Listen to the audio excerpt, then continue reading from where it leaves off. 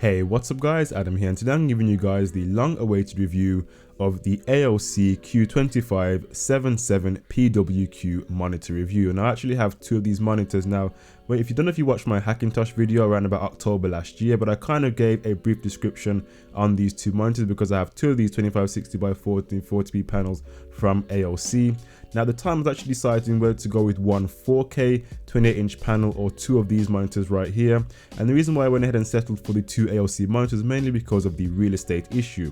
Now, if I went ahead and actually got one 4K panel at 28 inch, I'd have to go ahead and scale everything up anyway, mainly due to DPI scaling, because having native 4K at 28 inches, it means everything is going to be incredibly small and hard to reach. So I'd have to go ahead and scale everything up anyway, which means I go ahead and lose the overall real estate of the 4K. That is pretty much why I went ahead and settled with the two 2560 by 1440p panels from AOC.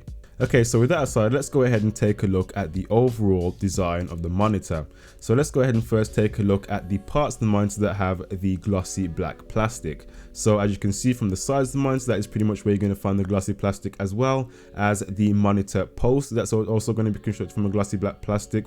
But on the reverse of the monitor, or the back of the monitor, is going to be more of a matte finish when it comes to the plastic side of the monitor. But at the front of the monitor, of course, going to have a matte display. But we're also going to have that really good premium looking aluminium chin, as well as the aluminium stand. So it's kind of a real mashup of really good premium products on this monitor. And the overall weight of the monitor, I can definitely say, while it's not ridiculously heavy, there's quite a bit of heft to it, so it's not going to be feeling really cheap and unbalanced. It's going to be actually a really sturdy monitor for you to go ahead and use. So since it's such a fairly premium monitor, we're going to be, of course, getting those all important premium features. First and foremost, we're going to get a vase mount, so we can go ahead and add our own monitor stand, or we can go ahead and add an additional monitor arm. But with the built-in monitor stand, we're also going to be getting some really great features such as the adjustable height. We're also going to go ahead and get adjustable tilt.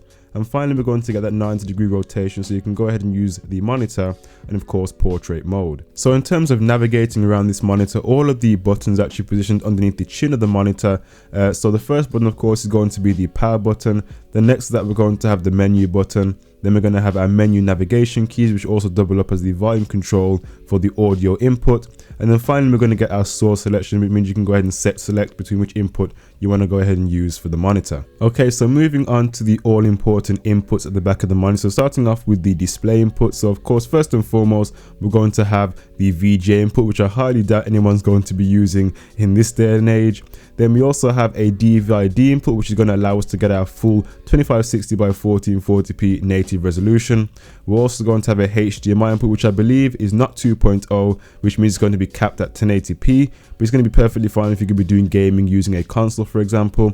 And then finally, we're going to be getting our DisplayPort input, which again is going to allow us to get our full 2560 by 1440p resolution, which is actually the input that I actually use on this monitor for both the monitors, actually through to my graphics card. So we're also going to get audio in and audio out ports as well. Now, I'd be hard pushed to believe that anyone's going to want to go ahead and use the built-in speakers that come with the monitor, because of course 9 times out of 10 speakers that are built into monitors sound awful. But you're also going to get the audio out, which is going to be very useful if you're going to be connecting via HDMI and you want to go ahead and maintain the sound that comes out of the monitor. So you can also go ahead and plug in a set of speakers or a pair of headphones into the audio output module, so you can go ahead and listen to the audio from the HDMI input. And then finally, of course, we have the 3-pin power connector. So on paper, this seemed like a really good monitor. When I actually turned on the monitor for the first time, I was like, I mean, just the overall color representation and reproduction of this monitor was just absolutely amazing. I rarely had to do any calibration at all to this monitor, even out of the box.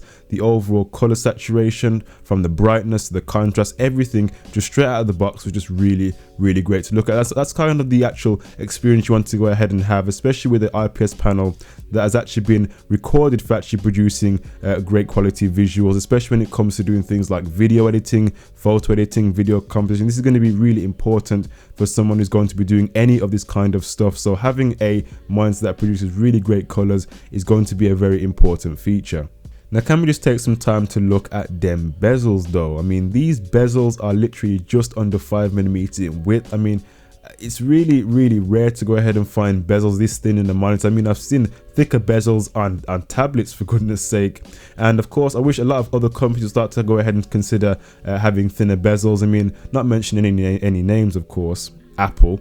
It'd be very nice to go ahead and have some nice thin bezels on the display. Now, I personally think that the actual bezels form a really important role for this monitor, because even just looking at the monitor, I actually feel like I have more real estate than I actually do, given that how thin the actual bezels themselves are.